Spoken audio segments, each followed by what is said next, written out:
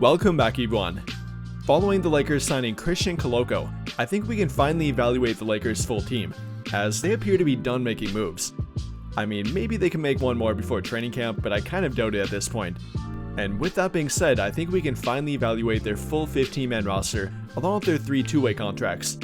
And speaking of two-way contracts, that is what they signed Christian Koloko with, or at least according to reports anyways. According to Dan Woke of the LA Times, Christian Koloko is expected to join their team on a two-way contract, but the team must release one of their current two-way players first, as again, they currently have all 3 filled. And while we have yet to receive full confirmation of which player they waive for him, I think it would probably have to be either Armel Traore or Colin Castleton, both of which are kind of centers, with Armel Traore being a power forward center hybrid, and then Colin Castleton being a center. In my opinion though, it probably will be Armel Traore. I would not be completely shocked if it would be Colin Castleton, but with Christian Wood currently being hurt, their only other healthy true center right now is Jackson Hayes, so they probably want to keep all the center depth they possibly can. And with that being said, they probably will look to waive Armel Traore if they have not already, and then again replace him with Christian Koloko, who they have fully committed to, and he is fully committed to joining their team. However, he does need to be fully cleared to return to play by the NBA's return to play panel, which is currently being reviewed by the league.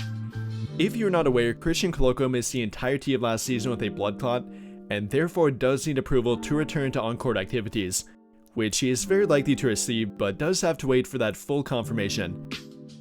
With that being said though, again we're very likely looking at the Lakers' completely full 15-man roster, and their two-way contracts heading into training camp, and likely to start the regular season too. Again, maybe they would shock us by making another move or two, but I really doubt it at this point. And with that being said, we're going to break down what they'll be entering training camp with, what their strengths and weaknesses are, and again really the entirety of the roster and what they're working with. Before we get too far into it though, if you have been enjoying the everyday content, then don't forget to drop a like, hit that subscribe button if you have not already, and turn on notifications so you never miss out when I upload a video. But without further ado, let's dive right into it, and we'll begin by breaking down the roster from the center position, as again that is where they made their latest addition, with that being Christian Koloko. And a little bit more on Koloko, he will be coming back from an injury or kind of a health issue, so you gotta give him a little bit of time before fully evaluating him. Again, he's not even fully cleared to return to on-court activity, so he will be working his way back, and that might take a little bit of time. But another thing to know with the way they signed him, it was with a two-way contract, and therefore he will be limited to 50 total games. Now, they could later convert his two-way contract to a standard contract, but they would need to open up a spot on their team first. So until that happens, he will be limited to 50 total games, will not be eligible to compete in the postseason, and all around will be fairly limited overall. But for what they will be getting from him when he does come back, or hopefully does come back, I think they will be getting their best rim protector other than Anthony Davis. In my opinion, probably a better one-for-one rim protector than Jackson Hayes, and definitely Christian Wood as well. And then Colin Castleton too, if he is not replacing Castleton. But again, Christian Koloko definitely has shown a lot of promise and potential as an overall rim protector. His team defense might not be great quite yet, and he's simply a young player trying to figure it all out, but blocking shots around the rim and being that help side defender for rim protection, he definitely does have down. That's like the shining light of his game up until this point, and the one thing he does very well. In only about 13.8 minutes per game during his rookie year, he averaged 1 block per game, which translated to about 3 of them per 36 minutes. And overall, very good defender, and even a little bit of a switchable defender. Definitely can't do it on every possession, but he can switch onto forwards, guards a little bit, and not fully reliant on playing drop coverage. So from that standpoint, I do like the addition of Christian Koloko, especially for defense. He is fairly limited on offense at this point, and not a three-point shooter, cannot offer floor spacing, but even around the rim, he was very underwhelming during his rookie year, only shooting 48% from the field, and a majority of his shot attempts came within 3 feet. He definitely can be a good lob threat, but doesn't have a wide array of post skills around the rim, or even finishing around the rim in general. Very limited in that aspect, but I do like him from a defensive standpoint, and a long-term standpoint too. Hopefully he will be their long-term solution at backup center. They've been looking for that for a long time now, and hopefully Christian Koloko can become that for them. Though there are some people that believe that might be Jackson Hayes. He had a really good end to last season, and especially after February. After that time, he led their entire team in field goal percentage, and actually led their entire team in field goal percentage on the entire season. But after that February 1st date, he became a lot more reliable on defense, a lot more reliable around the rim on offense, and simply a better and more disciplined player overall. And if they can get that version of him into this season, I think he could become their full-time backup center behind Anthony Davis even when Christian Wood would get healthy. And then for Christian Wood, I'm really hoping for him to get back to what he was prior to joining their team, being a really good three-point shooter, kind of that hybrid power forward center combo who can play at both positions during certain matchups and overall offer a lot of versatility on the court and potentially next to Anthony Davis. They tried that at times throughout last season and it was really hit and miss, but during certain matchups it definitely helped them out, and all the versatility that you can get from a positional standpoint is always a good thing. So hopefully they can get that version of Christian Wood back eventually, though it won't be for about another 8 weeks at the bare minimum, as he is out right now with a left knee procedure, aka left knee surgery, and will be recovering from that and likely will be out until late November, early December. Moving on to power forward though, here we're looking at LeBron, Jared Vanderbilt, Rui Hachimura, and then kind of a combination of Christian Wood when he comes back, and then their two-way contract of Blake Henson, and then Armel Traore if they kept him. But again, I do think they replaced him with Christian Koloko. But the obvious guy to point to here is LeBron. He's pretty much their full-time power forward at this point, and kind of being limited there due to his defense. Not that he's a bad defender anymore, he's definitely not, but they really don't want to overexert him on defense, and therefore put him at power forward to kind of conserve his energy and let him pick and choose when to play defense. Primarily putting him on corner three-point shooters and guys that don't move a whole lot on offense. That helps him put forth more energy on offense and to be their primary floor general, primary playmaker most of the time, and simply remaining very effective offensively, which he definitely is by the way. Even going into year number 22, LeBron remains very effective. He shot a new career high 41% from 3 last season, and they really will need that to some degree this season. Maybe not that high, but somewhere close to it. They did lose Taurean Prince, who was their third on their team in three-point percentage and took about 5 of them per game, and they lost Spencer Dinwiddie too, who although joined their team late, he did shoot 39% from 3 after joining their team. So even though they added a rookie Dalton Knecht who really could be a good three-point shooter for them, it might not be immediately, and they will need guys like LeBron, D'Lo, and others to provide the three-point shooting again, but hopefully LeBron can maintain that. Apart from him though, they got Jared Vanderbilt, who unfortunately, like Christian Wood, is currently hurt. We don't really know for sure if he is or not, but reports do indicate that he's still dealing with that foot injury and it's not fully recovered and might miss a part of training camp if not all of it. So hopefully he won't, but right now it seems like he probably will, and that means they will be without their best perimeter defender, and that's definitely a big blow for them. Hopefully they can get a healthy Cam Reddish to help make up for it, but there's nobody that can make the impact on defense that Jared Vanderbilt can, on the perimeter at least. He's simply a headache for opposing teams and can definitely cause problems and takeaways out there too. So while being without him, they'll be without a really good defender and a good rebounder as well. So hopefully a guy like Rui Hachimura can help pick it up for him, who although kind of slots in that small forward for them, he does play quite a bit power forward as well. And like I talked about with LeBron about three-point shooting, Rui Hachimura will have to maintain that or at least get very close to it again. He actually led their team in three-point percentage last season, shooting a new career high 42.2% from 3 on 3.4 shot attempts per game. And while that was a fairly limited volume for him, the three-point percentage really speaks for itself, and hopefully he can get close to it again. And although I would love for Hachimura to improve defensively, I think he kind of is what he is at this point, and especially if they force him to defend forwards, which he's not really great at doing. He's pretty good for a power forward physical matchup, but not really a quicker wing or even quicker forward matchup like he has been defending lately. Hopefully they can find a better way to manage him on defense and put him in a better spot to succeed, but up until this point he's been fairly underwhelming defensively, but he has made up for it on offense, again with that three-point shooting, along with simply becoming a really efficient offensive player in general, and that's the kind of Rui Hachimura they will need again. Moving on to small forward though, Rui Hachimura we talked about already, but he likely will slot in at their starting small forward. With Jared Vanderbilt being hurt, I think that was his only real competition. Maybe a guy like Max Christie could challenge him for it, but probably later on, not to start out with, and that will put Rui Hachimura in that starting small forward role. But we did already cover him, so moving down the ladder, we'll talk a little bit more about Max Christie, who again I think could eventually move up the ladder, but I think he probably will start out by coming off the bench and being that backup small forward, backup shooting guard, however you want to position him and Dalton Connect within their rotation, but likely that primary backup wing for them, whether you're looking at shooting guard or small forward. And they definitely will need more production from Max Christie. Not that he had a lack of production last season, but simply wasn't given a real opportunity to show it, but now it appears that he will.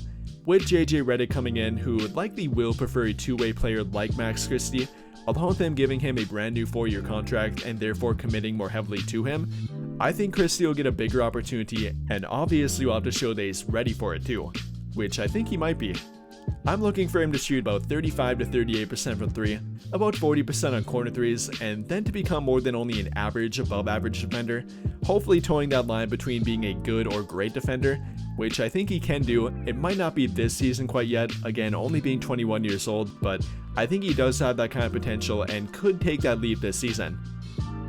Moving on though, the competition behind him will once again be Cam Reddish, who maybe could potentially jump over him like he did last season. I think again they will be prioritizing Christie more this season with the new contract and probably with their need for a two-way player like him, but Cam Reddish has shown the ability to do that at times too. Primarily during the early part of last season, that November to December stretch he had was a very good one, and if they can get that version of him again, he obviously could have a big role within the rotation, with a lot of inexperience ahead of him with guys like Christie, Connect, and then with Jared Vanderbilt being hurt again. Cam Reddish definitely does have a pathway to playing time here. It might not be a lot of playing time right away, but again, like we saw last season, he can make a big impression early, and therefore can lead to more playing time. And if he can be that borderline elite defender for them again, along with being an average 3-point shooter, then they definitely would turn to him within their rotation. He can fill that shooting guard spot, small forward spot, even power forward spot when they're playing against a smaller team, so he can provide them with quite a bit of versatility, and especially on defense. Moving on to shooting guard though, I think this will definitely be filled by Austin Reeves within their starting lineup, Dalton Connect behind him, and then Bronny James is a distant third option behind those two. But with Reeves, he will be entering his 4th NBA season, and with him having shown plenty of improvement during the prior 3, he might be taking another jump this season. I think he won't be looked at to do as much defensively, so hopefully he can get back to being that 50% field goal shooter, about 40% 3-point shooter, and all around being a versatile, efficient offensive player in general. He took a leap offensively from a playmaking standpoint last season, and I'm looking for him to do more of that again this season. They likely are not having DAngelo Russell on their team forever, or even by the end of this season, so Reeves might be filling that role for them within the short-term future, and I think he does have the ability to do it. Not the primary playmaking role again, as that will be filled by LeBron until God knows when with how good he's still looking at his age, but Reeves being that secondary playmaker for them, primary playmaker when LeBron's off the court or D'Lo at this current moment, and overall being an efficient, effective, versatile offensive player for them. Behind him though, Dalton Connect will play a dark horse role for their rotation this season, obviously with a lot riding on his 3-point shooting, but how quickly he adapts to the NBA style of play, and how quickly he can prove to be an effective player for a championship contender team, or at least one that's trying to be. And with JJ Redick at the helm, I think he will get an early and pretty big opportunity too, with Redick likely being able to relate to him from a 3-point shooting standpoint and overall offensive player standpoint in general. I think he will be drawing up plays for him. He already talked about it on draft night, and hopefully that will translate to their offense in some capacity. Definitely not using him on every play, and he probably will have a fairly limited role within the rotation, likely looking at between 15 to 20 minutes per game at the absolute most to begin with, but he definitely can free up their offense. There's nobody else in their team that can fill the role that he might be able to, with that kind of being a movement shooter and off-ball player in general that can attract the attention from the opposing team, so they will use him in a limited amount, and hopefully it will translate to being an effective and efficient offensive player near number 1. Behind those two again will be Bronny James, and I think we can all agree he'll be spending a majority if not all of his time in the G League this season, only being 19 years old and having a very raw game up until this point, especially offensively. He's got a lot of room to grow, and a lot of it will need fine-tuning in G League. Finishing up with their point guard spot though, this is currently occupied by DAngelo Russell, within their starting lineup anyways, and then with Gabe Vincent behind him, along with the combination of Austin Reeves and then LeBron James of course too, who really is their primary point guard. But D'Lo definitely can be at times too, and they will need the DAngelo Russell they got last season during the regular season. A very good 3-point shooter for them, shooting 41.5% from 3 on a very high volume at that too, 7.2 of them per game, and obviously can get very hot, and probably more hot than anybody on their current team. I mean, the guy can go absolutely nuclear at times and needs zero space to get a shot off, so hopefully they will get more of that deload this season. Along with his playmaking ability, and obviously not a great defender or even good defender, but a more committed one like last season than he was during prior years. After him though, Gabe Vincent will be a dark horse for them as well. Obviously only played 11 games for them during the regular season last year, so they obviously got to get more than that from him. And really the Miami Heat version of Gabe Vincent, maybe not the 2023 NBA Finals run of Gabe Vincent, but simply the Miami Heat version of Gabe Vincent in general. The guy that shot over 35% from 3 from 2021 to 2023, played really good point of attack defense, being about a 40% corner 3-point shooter, and all around a very locked in and durable player in general. They gotta get that version of Gabe Vincent. And I think that definitely could help their rotation along with their closing lineup too. We often talk about DAngelo Russell at the end of games when he's not hot, not a great defender, and that neither Reeves or Hachimura being one either, so I think that could give an opportunity to a guy like Gabe Vincent, being that primary point of attack defender for them and a go-to option within their closing lineup, and hopefully he can get back to doing that.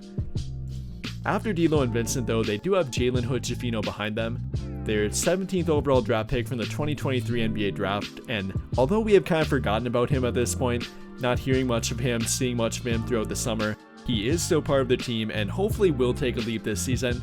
He actually played really well in the G League last season and playing a lot better than many think, shooting very well from the 3-point line, averaging well over 20 points per game, and taking a leap offensively from a playmaking standpoint too. Now, I'm not sure there will be a role for him right away within the rotation, but if ever there would be an injury that would appear to D'Lo, Vincent, or even Reeves, then Hood-Schifino might have an opportunity for some limited playing time. And hopefully this will be the year that he shows a little bit more and maybe could even step into a limited role. That would be ideal in my opinion. But with that being said, I think that will pretty much cover their 15-man roster. Again, they do have two-way contracts of Christian Koloko, probably Colin Caston, and then Blake Hinson as well. But their 15-man roster is currently completely filled and will be until further notice. With that being said though, I think that'll pretty much do it. And if you enjoyed the video and overall breakdown, then don't forget to drop a like, hit that subscribe button if you have not already, and turn on notifications so you never miss out when I upload a video. But as always, thank you for watching and have a great day.